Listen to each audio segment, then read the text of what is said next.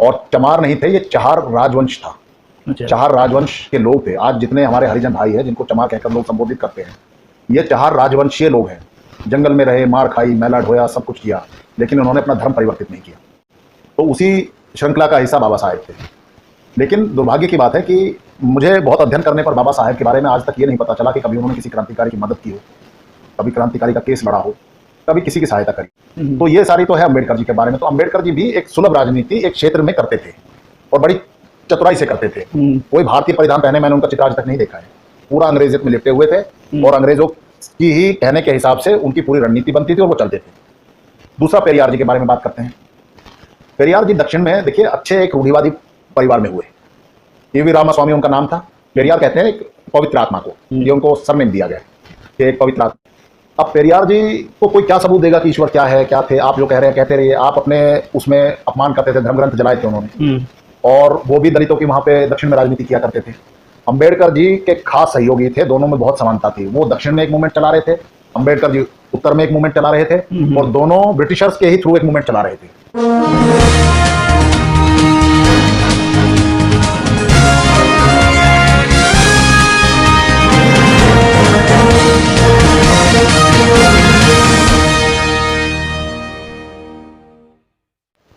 बलजीत जी, हम जानना चाहेंगे कि बाबा साहब भीमराव अंबेडकर और पेरियार जी के बीच में क्या समन्वय है, क्या समानताएं हैं, क्या समानताएं हैं, इसको लेकर के आपके क्या राय है?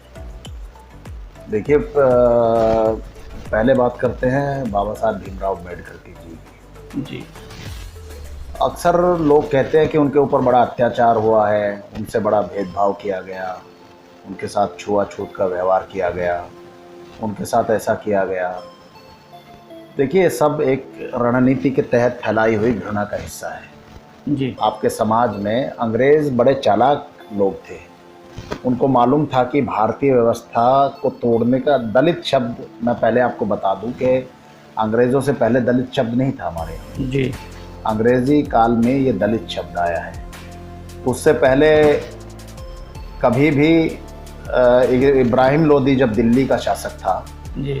तो संत गुरु रविदास जी को धर्म परिवर्तन के लिए कहा गया। तो गुरु रविदास जी ने मना कर दिया क्योंकि आध्यात्मिक व्यक्ति थे। उन्होंने कहा कि ज़बरदस्ती उनसे चमड़े का काम कराया गया, उन्होंने किया। तो उन्होंने अपमान स्वरूप उनको चमार बोला था पहली बार। अच्छा। तो चमार शब्द वहाँ से चला। और उससे पहले अगर कहीं ढूंढा जाए तो चमार शब्द नहीं मिलता है। और चमार नहीं थे, ये चहार राजवंश था। अच्छा। चहार राजवंश के लोग थे। आज जितने हमारे हरिजन भाई हैं जिनको चमार कहकर लोग संबोधित करते हैं, ये चहार राजवंशीय लोग हैं। जंगल में रहे, मार खाई, मैला ढोया, सब कुछ किया, लेकिन उन्होंने अपना धर्म परिवर्तित नहीं किया। तो उनका आभारी होना चाहिए हमें, और उनकी भावनाओं का आदर करना चाहिए जिनका हम मखौल उड़ाते हैं, मजाक उड़ाते हैं।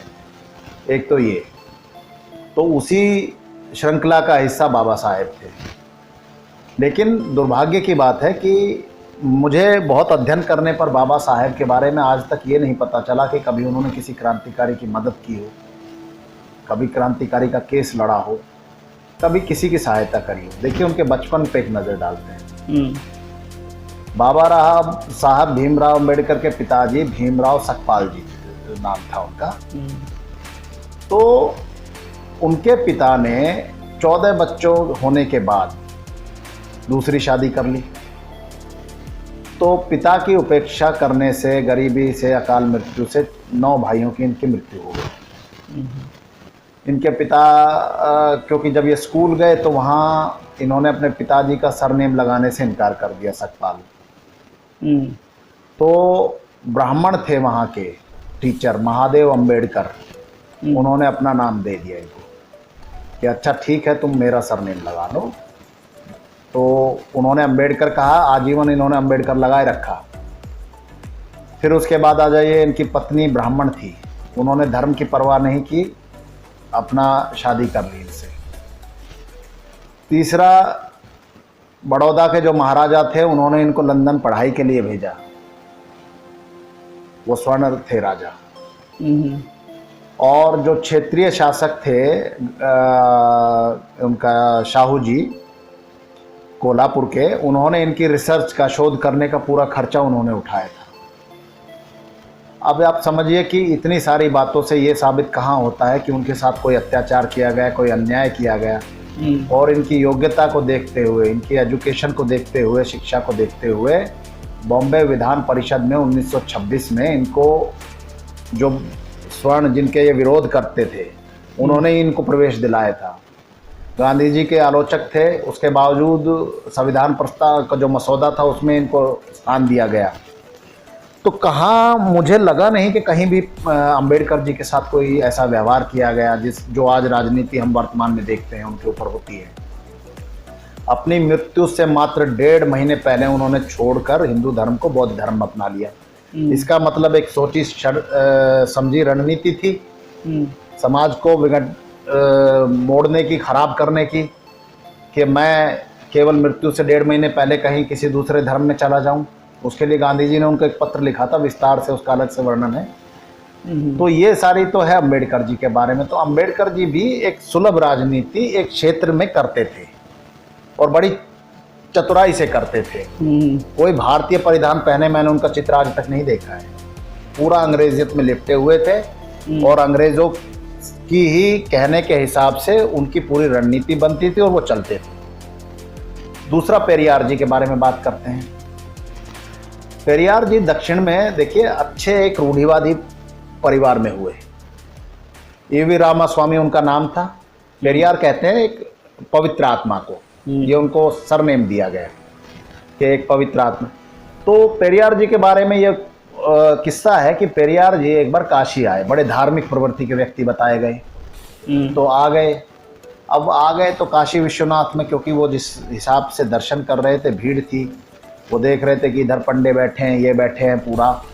और जब मंदिर में दर्शन करने वाले थे तो गेट पे उनको रोक दिया गया था, क्योंकि कोई पूजन वगैरह हो तो ब्राह्मणों के लिए एक अलग से भोज होता था। अच्छा। तो कहते हैं पेरियार जी को उसमें प्रवेश नहीं करने दिया गया। उनको भूख लगी थी तो वो ब्राह्मण बन के जाने लगे, जो वहाँ के पंडे होते हैं। अच्छा।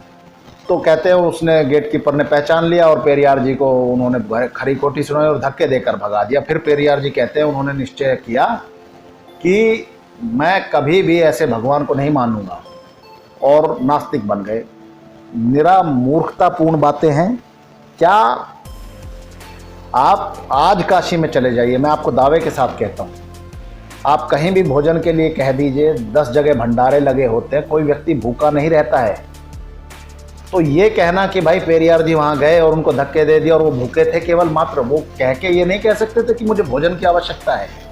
अगर आपके पास धन भी नहीं था, चलो मान लिया जाए, आप दक्षिण से इतनी दूर आ गए, आपके पास पैसा भी नहीं है, आपने भोजन किसी से कहा और फिर सीधा आपने उसका उपेक्षा कर दी भगवान के ऊपर कि भाई नास्तिक के उन्होंने 15 सूत्र बताए हैं। अच्छा। और जिसमें उन्होंने भगवान को बहुत भला बुरा कहा है। अब मुझे आप बताइए कि ये वैसे ही हो जाता है कि जैसे मेरे मकान पर कोई कब्जा कर ले, तो मैं तो कागज़ पत्री लेके कोर्ट में घूमता रहूं और जो कब्जेदार है वो बैठ के मज़े उड़ाता रहे।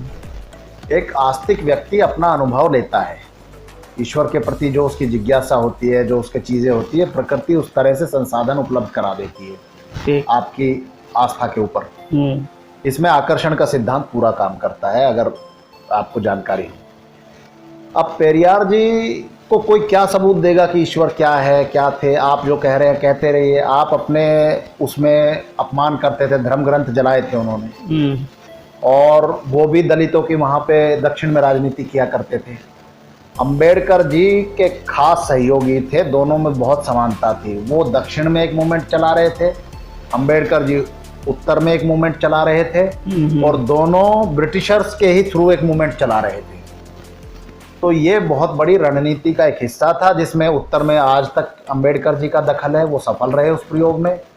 दक्षिण में पेरियार जी सफल रहे और दोनों के रूप में ब्रिटिशर्स सफल रहे।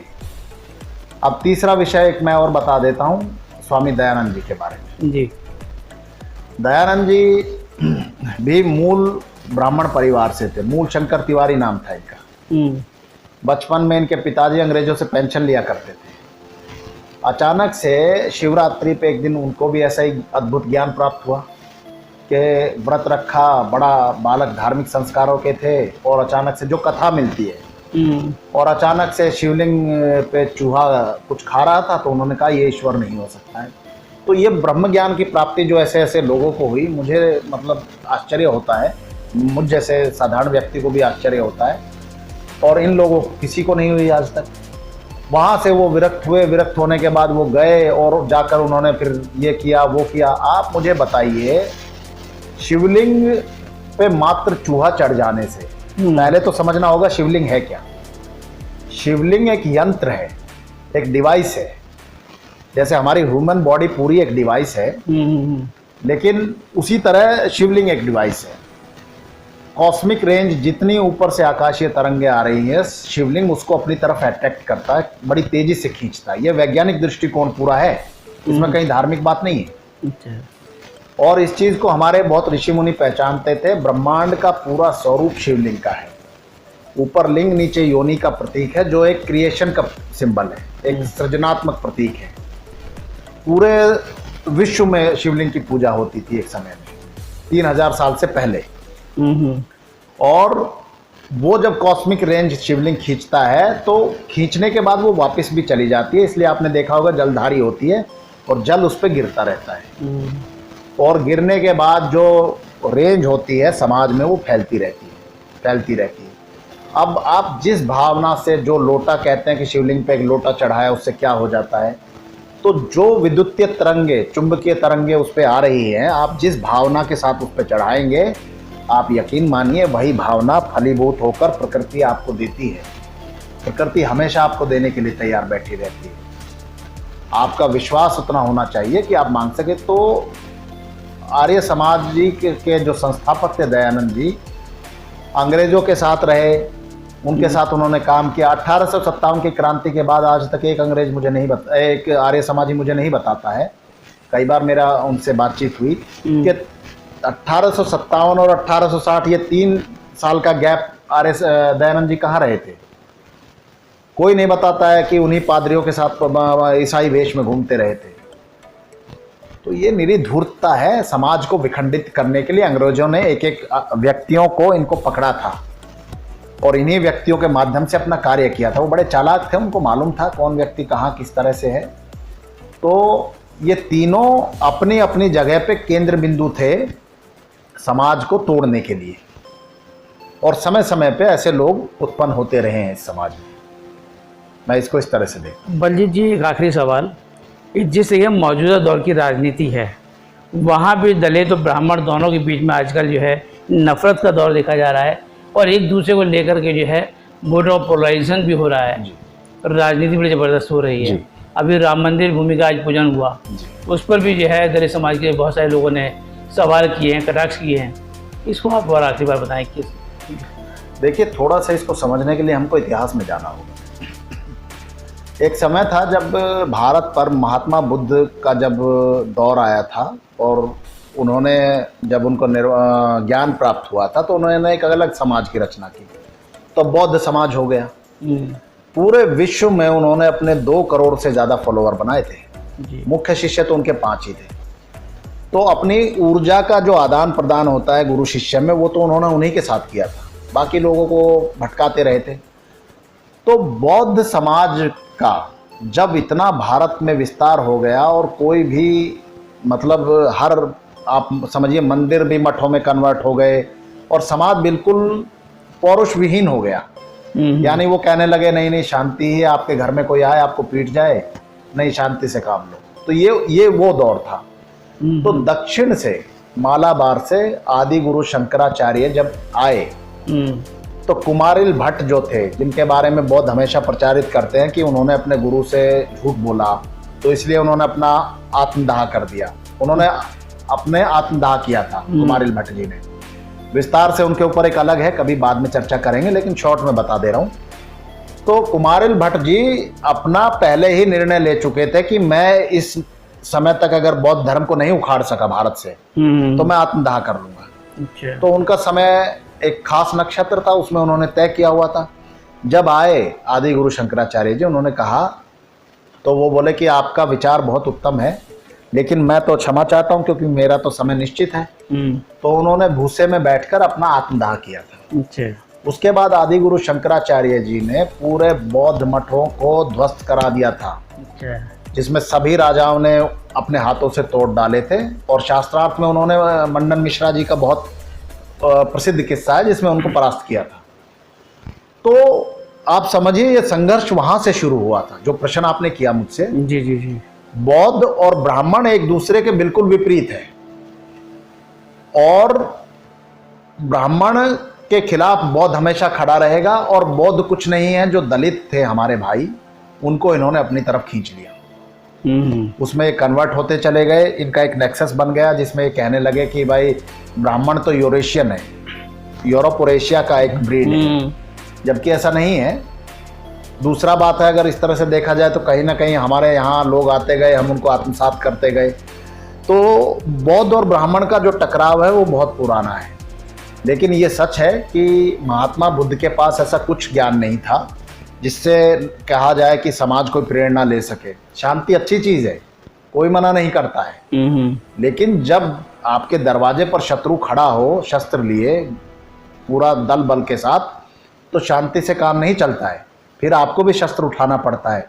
महात्मा बुद्ध भगवान श्री कृष्ण से श्रेष्ठ नहीं थे, जिन्होंने कहा था कि शांति अच्छी है, लेकिन अगर धर्म रक्षा के लिए मुझको शस्त्र उठाना पड़ेगा तो वो शांति से श्रेष्ठ है।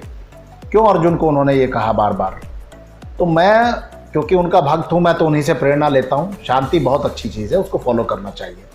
और महात्मा बुद्ध ने ऐसा कौन सा आविष्कार कर लिया था, वो तो खुद नास्तिक थे। तो आज तक कोई बता दे कि उन्होंने कौन से तत्व की प्राप्ति की, जब ईश्वर को वो मानते ही नहीं थे। तो मैं ये सब बौद्ध धर्म का और ब्राह्मणों का जो टकराव है बहुत पुराना है, जिसमें ब्राह्मणों को इन्होंने घेरने की काफ़ी रणनीति बनाई, जिसमें सफल फिर बाद में ब्राह्मण हुए थे। अच्छा अच्छा।